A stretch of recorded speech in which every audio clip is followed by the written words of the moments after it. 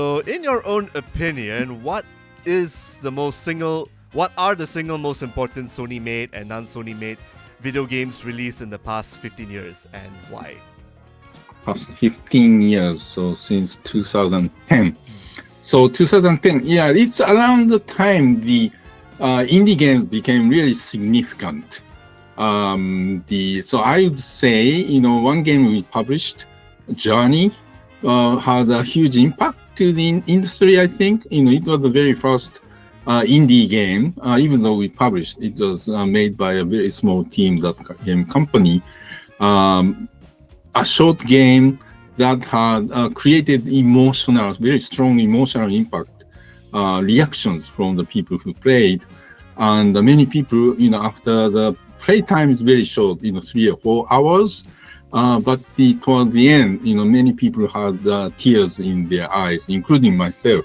I was thinking about my grandmother, who passed away a couple of years before the game came out. So I think that was the moment that the industry realized, wow, small game or indie game can have huge impact. And the game did take a lot of industry awards.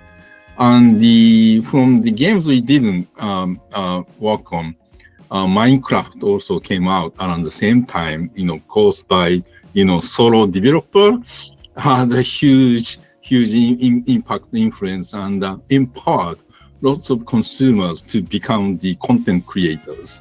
And many people, like young people, learn how to build things, architectures, and some people aspire to become an architect after playing, so many hours of Minecraft. So it was very educational as well. So that has had a very significant impact to the industry.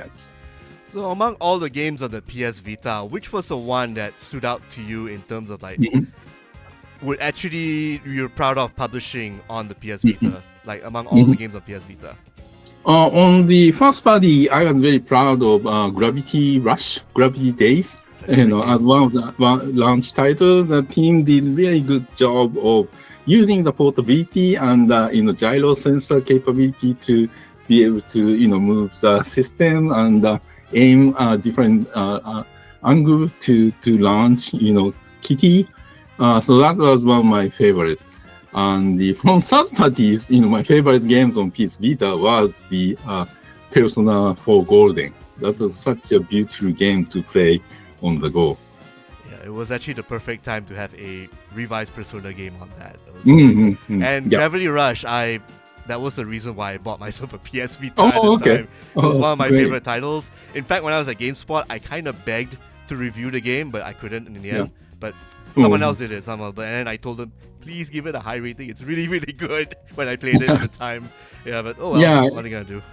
Yeah, so we ported the game to PS4, and Gravity Rush 2 was made for PS4, and it was beautiful and great. But it's not like you have to always look at the screen, right? TV, and you are moving the controller without looking at. So it's not the same as moving the portable system, as if you are looking through the screen into the world of Gravity Days. Speaking of which, the game is directed by Keiichi Toyama, if I'm correct. What was your relationship with him then and now? Are you still in contact, doing stuff in the future? Well, actually, one of my clients, I'm an advisor of Boca Game Studio. That's Toyama-san's new studio. They released the game, Split Ahead last year.